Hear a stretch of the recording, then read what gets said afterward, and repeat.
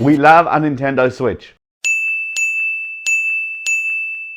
What we don't love is running out of power. On today's Tech Tip Tuesday, I'm going to share with you a couple of tips of how you can extend the battery life of your Nintendo Switch.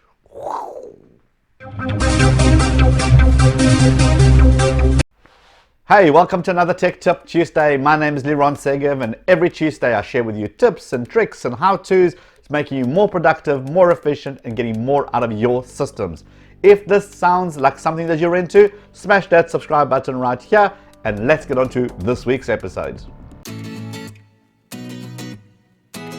So we all know on our mobile phones that the brighter the screen is, the more it drains the battery. Same thing happens with the Switch. So go into System Settings, click on Screen Brightness, and then set the brightness as appropriate. Now, you can also access this quite quickly by long holding the Home button, and your screen brightness is right there.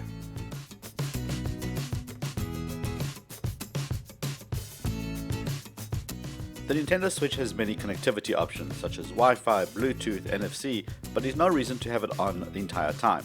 So switch on aeroplane mode and then just enable the various options as you need them. So for example, your Bluetooth to your controller. But the rest you can just leave disabled. And if you long hold the Home button, you can access that menu quite quickly. And we know the less work the Switch has to do, the more battery it can conserve. When the Nintendo Switch is not in use, it goes into standby mode, but that draws on the battery. What you can do is long hold the power button, and under the power option, press the option that says turn off. Now it will take you a little bit longer to power it back up again, obviously.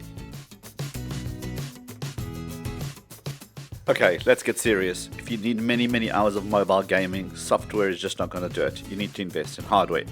And I'm going to show you two power packs from a company called Nyko. I'm going to show you how it's going to change your Switch experience.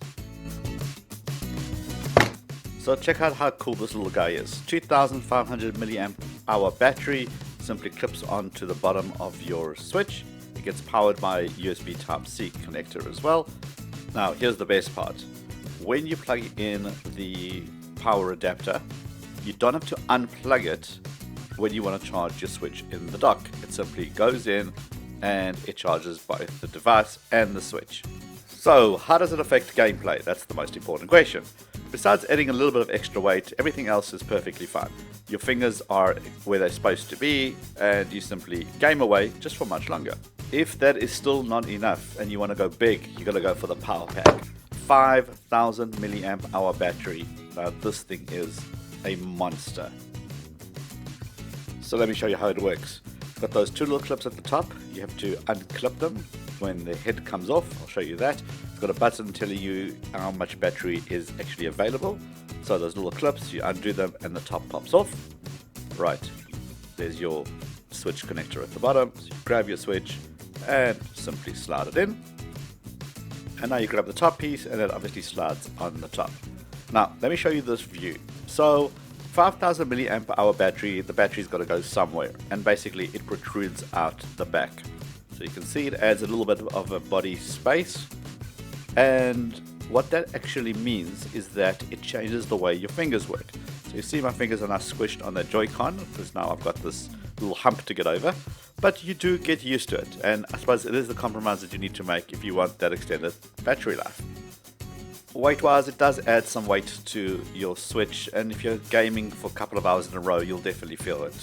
Now, because your Switch kickstand is obviously covered up, the power pack does come with one, although it is a little flimsy for my liking. I felt like it could actually snap off, so just be aware of that. So what a cool company doing cool things for the gaming community. Go check out their websites. Link will be in the description below. They do things for the PlayStation, the Wii U, the DS. Oh, awesome. So this concludes another Tech Tip Tuesday. Hopefully you've picked up some tips and tricks that you could use. Feel free to share this video by clicking the share button down below. And if you like this video, please give it a thumbs up. It really helps the channel a lot. And I'll see you guys on the next episode of Tech Tip Tuesday. Cheers for now.